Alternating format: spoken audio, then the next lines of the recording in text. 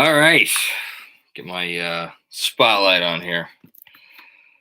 Not that anybody should really want to hear what I have to say about that game because, man, did that end ugly.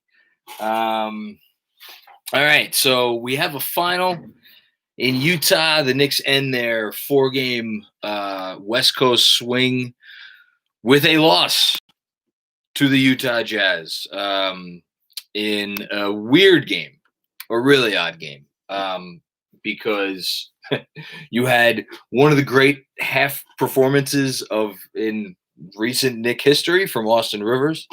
In the first half, when he was 10 for 10 for 25 points, 5 for 5 from three, man, that was something to behold. And for as much as there is a lot to talk about the game, and we'll talk about it in a second, I don't know how you start other than to say that was pretty incredible.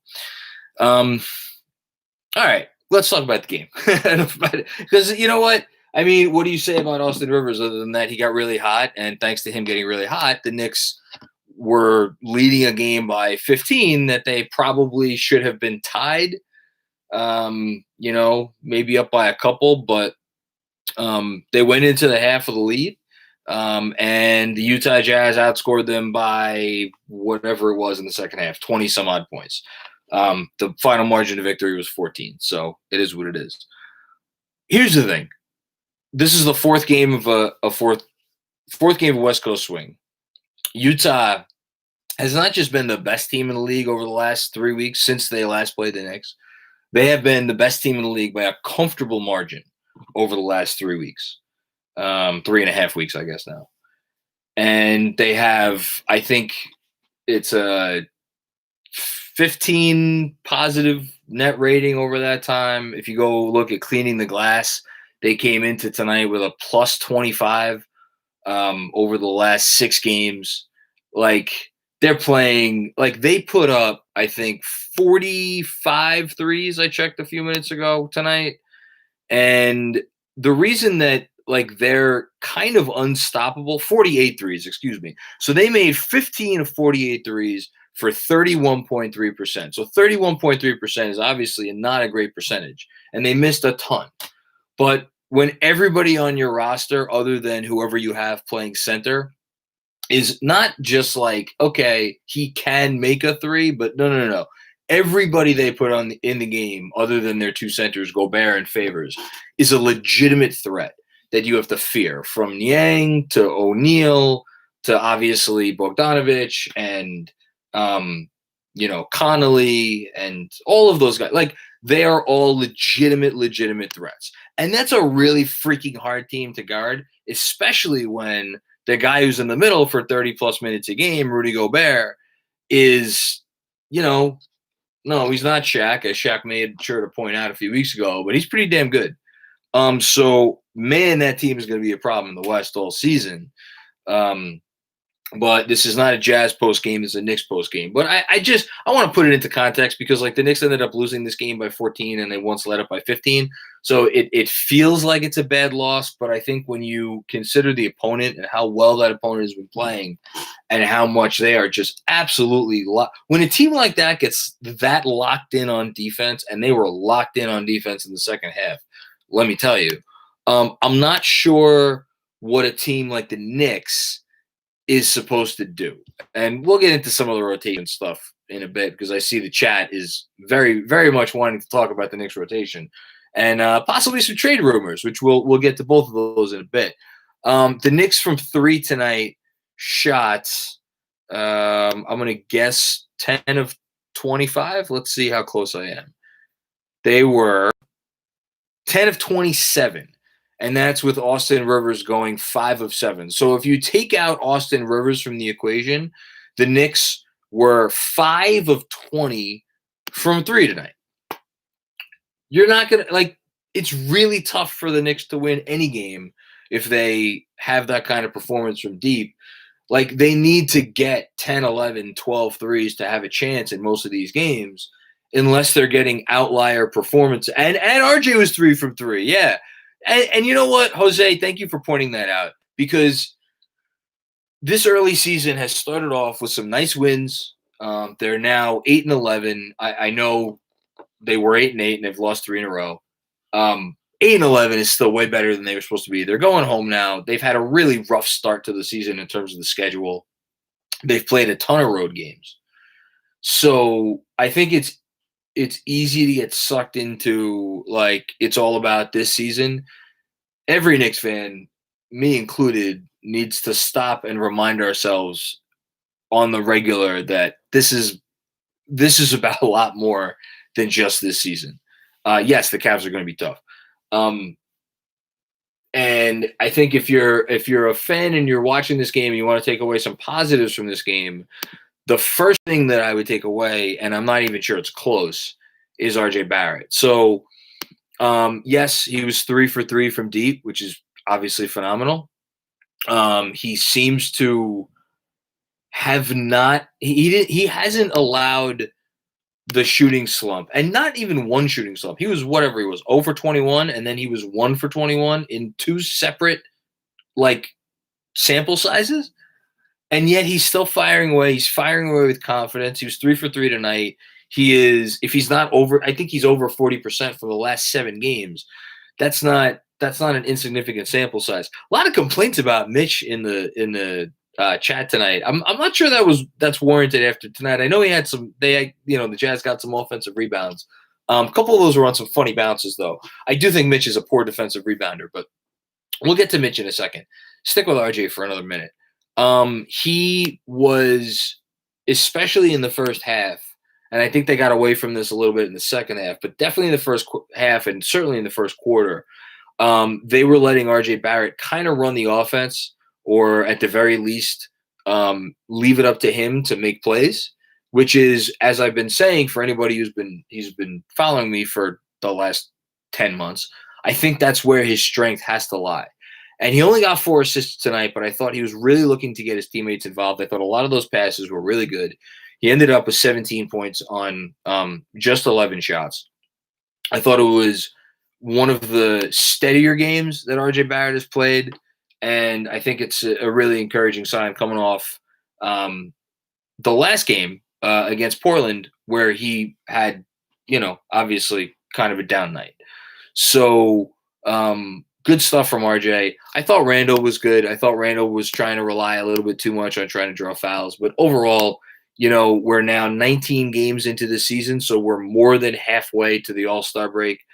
He was 6 for 16, but again, he was 18 points, only 4 assists, got to the line 4 times, 2 of 4 from 3. Listen, against the Jazz, you're going to sign up for that. And then other than Austin Rivers, nobody else played a good game. So, we could talk about Mitch. He was bad from the line. Like, I feel like we are getting close to needing to have the Mitchell Robinson conversation. Someone asked in the chat, why did Rivers sit so long? I'll get to the rotation stuff in a minute, but I want to talk about Mitch because Mitch tonight was matched up against Rudy Gobert. And Rudy Gobert is obviously making $40 million a year over the next 5 seasons. And I've been really starting to think about the value of centers and how much centers get paid. I mentioned it, and this pod's going to be dropping tomorrow of WFAN. We talked a little bit about Mitch's next contract and, like, what do you do with a guy like this? Because the Knicks now are set up where they have Randall, they have Toppin as their big men that, have the highest ceilings. And then they have Mitchell Robinson, who's a guy who has a rough go of things sometimes. It feels like once every 2 or 3 games, he has a defensive performance where it's like a little uneven, and then he'll have 1 or 2 games in a row where it's pretty strong. And sometimes it's in and out within the game. But he's a guy who's just, this is his 3rd year now. I'm not sure if we should have any reason to believe there is going to be any appreciable offensive growth from him. He seems like he's a lob threat. Like, we haven't seen him do anything else. aside from Instagram videos, and all due respect to those, I don't really put much stock in them. So, I don't know. It's going to be something I'm really going to continue to think about. I'm not on the like trade Mitch now train. I think they have a really interesting. Yeah. So someone put in the chat 4 years, 64 million. I don't see Mitchell Robinson being worth that amount of money in the league today when you can get.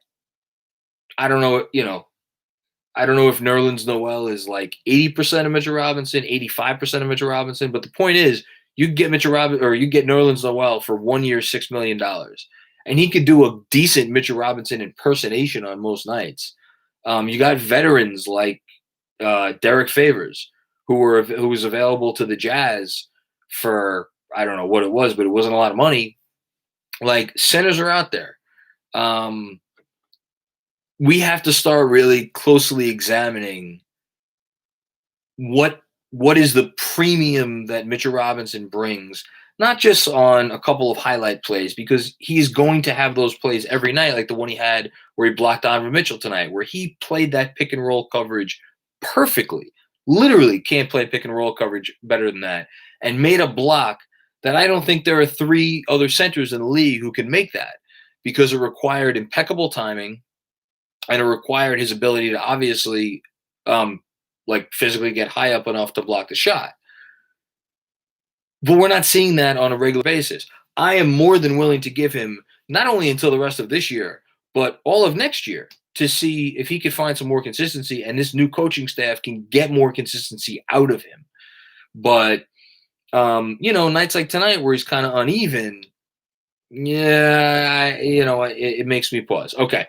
Let's talk about some of the rotation stuff. So a lot of people in the chat here, Derek Favors, 3 years, $30 million. So if Derek Favors is a $10 million a year guy, like Mitchell Robinson shouldn't be too much more than $10 million a year, because I know he's playing a backup role, but Derek Favors is really freaking good. Anyway, enough about that. So Austin Rivers was on fire in the first half, picked up his 3rd foul. Tibbs took him out. So there's a couple questions. One, actually, it's 3 questions. Should Tibbs have taken him out when he got his 3rd foul? I think when he got his 3rd foul, I have to go. I'll look this up now while I'm doing the live stream. But I feel like it was roughly a 10-point lead. But the point is, between when they took Rivers out in the first half and when they went into halftime, I didn't feel like a lot got shaved off the lead. So then the next question is, okay, Burks was struggling immensely. Do you put Austin Rivers in to start the second half? I think that's a fair gripe. Personally, I kind of like the fact that Tibbs values consistency. Players value consistency. Guys don't like to feel like, oh shit, I just went 1 for 8 in this half. Am I about to lose my job? Like, we've seen that around here.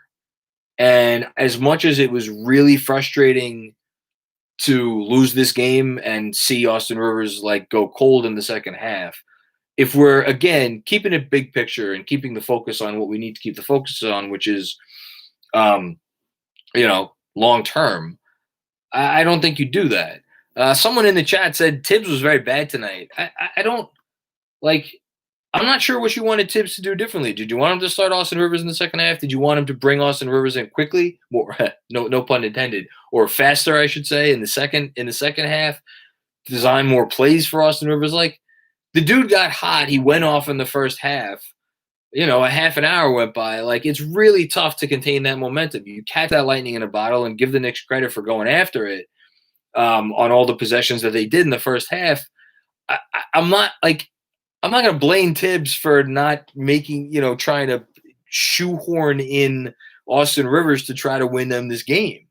That's just me. I mean, you feel free to disagree, but that's my own personal opinion. I thought Tibbs coached a pretty good game. They had a lead against a team that is playing far and away the best basketball in the NBA going into the fourth quarter on the 4th game of a West Coast road trip. I don't know. I don't know how much more you want. Considering the Knicks' deficiencies and their inability to score with defenses are locked in and they're not hitting threes, and we haven't even gotten into Burks or Quickly, guys who were, I think they were combined 2 for 20 tonight. It's just really tough to win games. So yeah, and they were doubling Rivers. Thank you for pointing that out. And guys just weren't making plays, and they had opportunities, by the way, which is maybe a good transition to talk about some of the guys who didn't have some great nights. Austin Rivers had a rookie game. I don't know what else there is to say about it. He was 1 for, what was his final stat line? Was he 1 for 10? He was 1 for 11, excuse me. 0 for 4 from deep. Did get to the line 4 times, so that was nice. Had one really nice, pretty assist to Nerlens Noel, but the shot wasn't falling. He's a rookie. Shot's not always going to fall. It is what it is. Burks, again, Burks has been absolutely, positively flame-throwing all year. I'm not about to get on Burks for having a bad game against his old team. Maybe he was out to try to prove a point. It got in his head. It is what it is. I'm going to get to the D-Rose rumors. Don't worry about that. Knox, honestly, the biggest critique that I would have of Tibbs is I think Kevin Knox got off the season starting really nicely. I maybe would have liked to see a little bit more effort over the last few games to get Knox shots and get Knox more involved in the offense and make sure that the same thing that happened to him last season when Knox started off, I think he was like 40% from 3 over his first, whatever it was, 8-10 games, doesn't happen to him this year. I get, like, when he checked in the second half within 30 seconds, I'm like, this is not a game that Kevin Knox should be playing. It was the beginning of the fourth quarter, and I do think that contributed to the fact that they let that lead slip away so quickly. But at the same time, again, it gets back to big picture versus right now. How much emphasis do you put on continuing to try to up Kevin Knox's confidence, trade value, ability to help this team right now? Insert what word you want here, but it should be a priority to a certain extent. And, I'm curious. It's only been a couple games since he's kind of been out of it, so I'm not going to be a big, critic right now, but it's something to monitor. Someone says Knox gets frozen out of the offense. I think Knox has a role, and his role is to be the guy in the corner on every possession. And then when stuff develops, he's supposed to move around, and if guys lay off him, the pass should be made to Knox, and he's expected to put it up or put the ball on the floor. And I think for the most part, they've done that this year.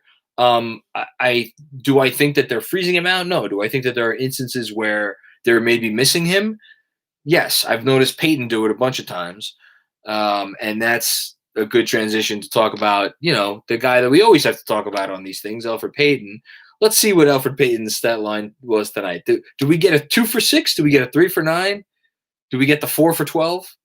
It's always one of those. It's always one of those 3. It's either 2 for 6, 3 for 9, or 4 for 12. Let's see what we got tonight from Alfred Payton.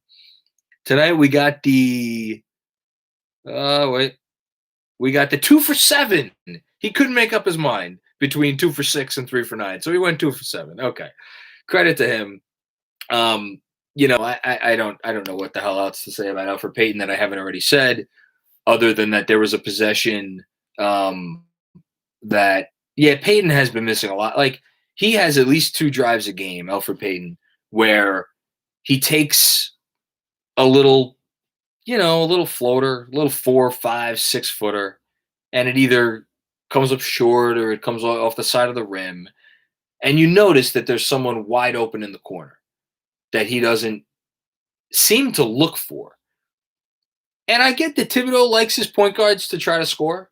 He's always been that way, and that makes sense, because if you have a point guard who isn't looking to score, which gets into why we didn't see Frank, and I don't think we're going to see Frank anytime soon.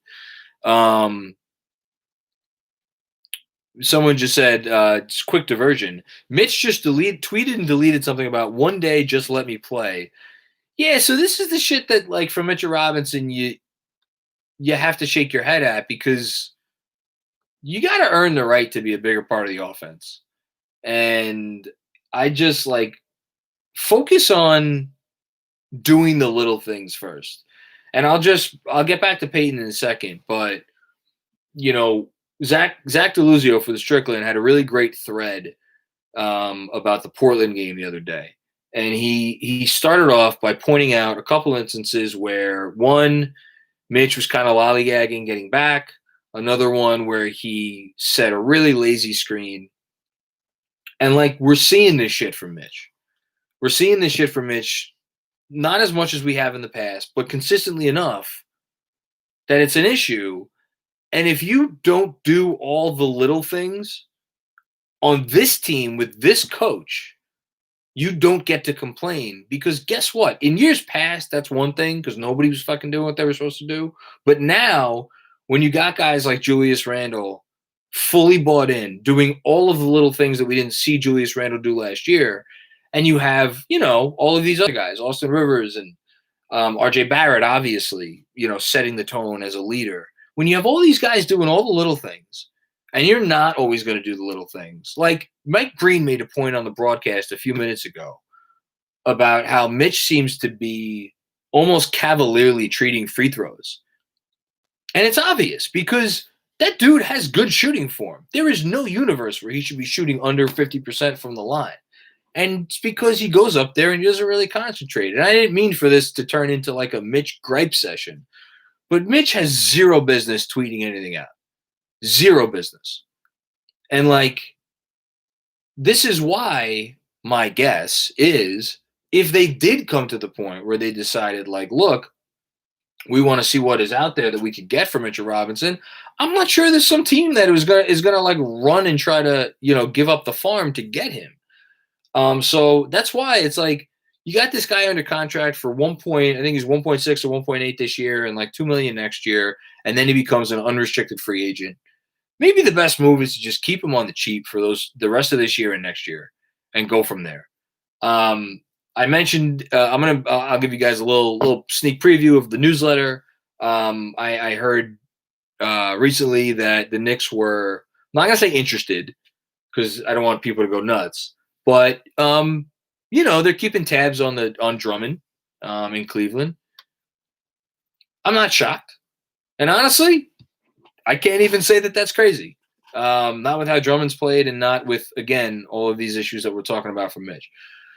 All right. I feel like I've been talking for 22 minutes. I haven't addressed the Derrick Rose thing. Let me finish up on Payton real quick because it goes hand in hand with Rose. So, yes, Payton is missing guys.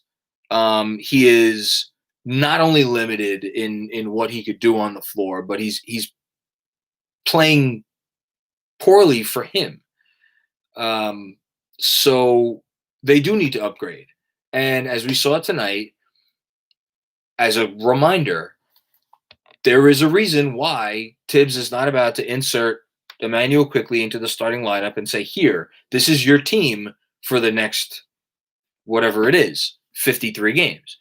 Because when he has a night like this, like you can't, that's a really, really, really tough thing to try to pull off with the rest of your guys. Because Payton is bad. Sound fucked up. Payton is bad, but you know what you're going to get from him every night. And it's like, yeah, most of those shots aren't dropping. But he's consistent. He's consistently bad, but he's consistent. Here's my point. I think they are more likely to make a trade for a guy who's going to take Payton's job than stick Quickley into that starting position. And whether it's Derrick Rose or somebody else, I think they're going to upgrade. And I think they're going to upgrade sooner rather than later. Payton makes me miss Emmanuel Mudiay. Oh, man. Consistent trash. Yeah, no, he's – look, Payton's not good. I can't sit here and try to defend Alfred Payton. He's been bad. But I guess, there is a consistency to the offense is going to run a certain way when he's in there. And – I don't know how much value you put in that. Maybe it doesn't have any value. The point is, I think they should look elsewhere. And I think they're going to not sacrifice a legitimate asset for Derrick Rose. But if they could get Derrick Rose for like Dennis Smith Jr., or they own, I think, Utah's pick in 2023, hated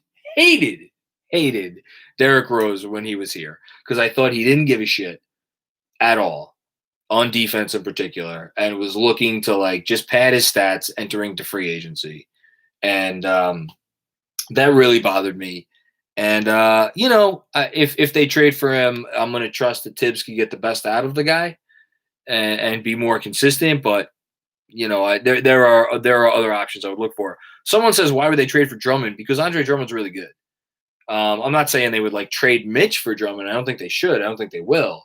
But again, if you could get Drummond for something less than the Cavs gave up to get him last year, he makes the team better. And, the bigger question is, okay, great, he makes them better. What is that in furtherance of? What's the long-term goal? Because if you're just getting Andre Drummond to be better this year and he doesn't, come back because he wants some insane contract in the offseason and the choices are overpay him or let him walk, then I'm not sure there's any value in that. But if you get a sense that you could get that dude to sign for I don't know, 3 years, $60 million, a little expensive, a little more than I'd want to pay. Probably prefer to go 3 for 45.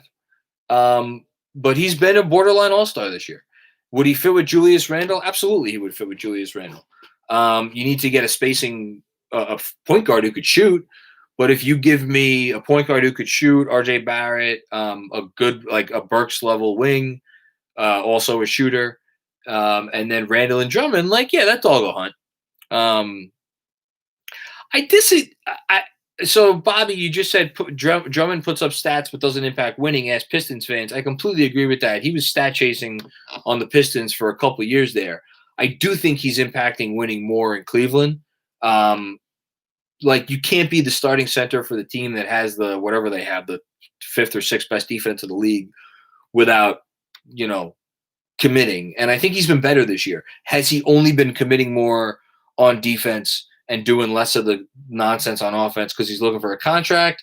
That's a question for the Knicks to ask, and they need to do their due diligence. They need to, figure out what is Andre Drummond. Does he really care about being part of a winning team? I do think he'll sign for less than the $28 million he's making this year for the simple reason that no one's going to pay him $20 million. In fact, I'm not sure there's a team out there that would give him $20 million this offseason. I know there's not a lot of free agents out there, but teams are just getting smarter about how they disperse their money. And, the Detroit Pistons, Mason Plumlee contract aside, I just don't see the team that's going to make a big offer to Drummond. So whatever. It is what it is. We don't need to talk anymore about Andre Drummond. Anything else that we need to talk about tonight? I don't really, everybody's or Bondi just retweeted the Mitch one day they'll let me play tweet. It's just not what the Knicks need right now. And for him to be selfish enough to do that is really fucking annoying. Excuse my French. RJ getting iced out from Manny Ortiz. I didn't get this. I don't get the sense that RJ ever gets iced out. I just most of their actions begin with Randle initiating the offense, and that's the strong side, and then RJ's over on the weak side. And if there's good stuff that comes out of that initial action, sometimes RJ doesn't touch the ball. Is RJ to the point where he needs to touch the ball in every possession? No. Would I like to see him touch the ball on most possessions? Absolutely. I thought he did touch the ball a lot tonight. I thought he had a good share of the offense. But if there's a couple of possessions in a row where RJ isn't prominently featured, to me, that there are other things worth worrying about more right now than that. Did Knox touch the ball today? Not in a meaningful way, no. Andrew asks, what would we need to give up to get Oladipo? That is, I think, going to be the question of trade season, because I do think the Knicks will be in on Oladipo. I think it depends on how much I talked with Jeremy on Sunday about this. I think it depends on how much Tillman Fertitta values saving money. He seems to be a cheap MFer. So if the Knicks are just willing to like take Oladipo into their cap space and send out very little money back, does that lessen the price to, I don't know, a couple of second round picks? And like, does Houston want like Kevin Knox? Yeah, I don't know. But I don't think it'll be a lot, and I don't think they'll overpay. Would the Knicks be in on Beal? I haven't heard Beal's name mentioned. And I don't think they will be in on him because I think the price is going to be exorbitant. And I don't think they're in a place where they should be trading for a guy like Beal. I think they're in a place right now where they should be trading for a guy like Oladipo on the cheap, then try to sign him in the offseason and then start to incrementally take steps up so that the next time, so when the Beal sweepstakes happen, they're in a more reasonable position to go get a guy like that. So no, I would say no on Beal for right now. Maybe this summer if he's still available and they, make another move or two, but I'm not willing to give up what it would take. What about Zach LaVine? Take a sip of beer before I answer that question. I've been a pretty big fan of LaVine. I don't know what the price is, and I'm not sure that I want to pay a lot. He's a guy that I feel like is going to get to free agency because I feel like if he does get traded, the team that trades for him won't feel like an automatic sense of urgency to give him like a max contract because he's not that level of player. He's going to be a free agent in a year and a half.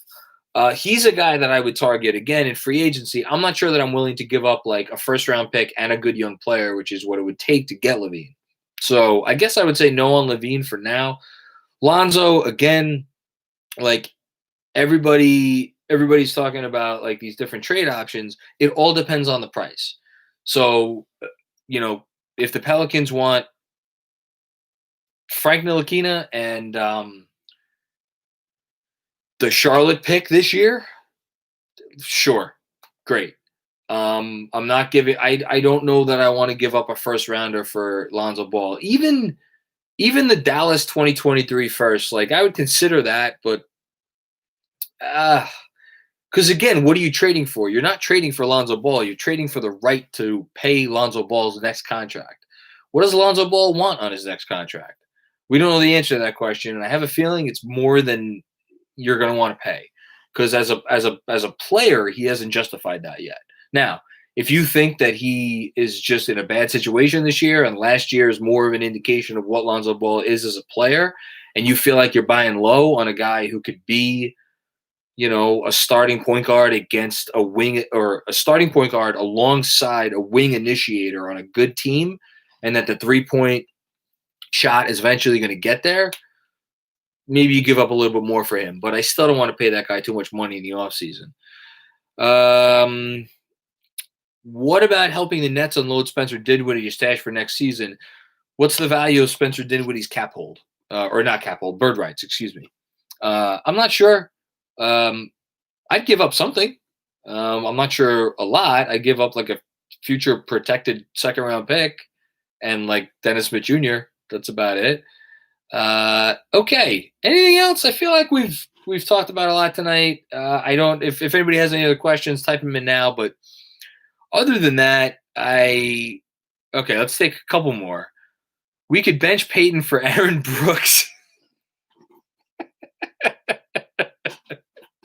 Good job, Michael. That got me. We could bench Payton for Aaron Brooks. What about Anthony Simons? Anthony Simons went off again the next game. The Pelicans, my God. The Blazers played. Simons is going to be good. I mentioned Simons at least once over the offseason as a buy low candidate. I like Simons. But I think after what he's done the last few games, the Blazers are not about to sell low on that dude.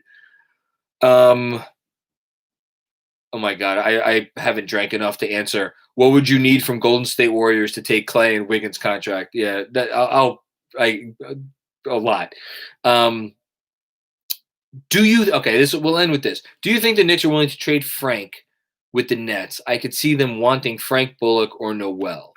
Let's end with Frank because I feel like Berman had a story today or yesterday about like, oh, Frank Ntilikina is going to be a long road to get back in the Knicks rotation, and like they were talking about, I think, Frank at some point during the game, or maybe it was a pregame. I don't know. People on Twitter are obviously talking about Frank. Like, the dude hasn't played for 15 games. He's coming back to a team that has an established rotation. I don't like. Do people want Tibbs to bench one of the guys that's been playing for him all year, playing pretty well, to stick Frank in and just like, okay, here, you've been out for 15 games or 15, 16, whatever it's been, and just like, it's yours. Here's 15 minutes a night. Maybe. Frank's got a lot of chances.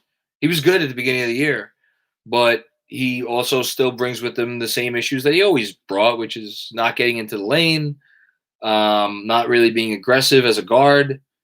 I hope he gets his chance. I think he will get another chance, but I feel like the days of like, we need to continue to invest resources of whether it be playing time or whatever, playing time, into Frank Ntilikina because he was a top 10 pick. Like, a long time has passed since he was taken. Been a number of regimes since then. I think Frank is you treat him like another basketball player right now. You don't treat Frank like Obi Toppin or, to even a lesser extent, Kevin Knox, as a guy that the organization has a little bit more incentive to, like, we got to get this guy right. Like, he's a guy who's about to enter restricted free agency and he has a massive cap hold. If he does it in practice and he earns his time, I have no doubt that Tibbs will give it to him. If he's not earning his time in practice, then it is what it is. That's really it. That's all I got to say. All right, this was fun. I'm taking these out longer and longer because I'm going to be putting them out on the podcast stream. So if anybody here is watching and for some reason wants to listen to this again, go check out the Knicks Film School podcast. And I think that's all I got. I appreciate everybody tuning in after what was a very frustrating second half. Really annoying game. It would have been nice if they could have taken that game down to the wire. That would have been a real feather in the old cap. But, they go home. They get a couple days off. They need it. I need it. Maybe you need it too. I don't know. I appreciate, I can't even say it enough. Thank you everybody for watching, and thank you for the kind words for everybody in the chat. And I will see you on Friday night after hopefully the Knicks can get back to their winning ways. Adios, everybody.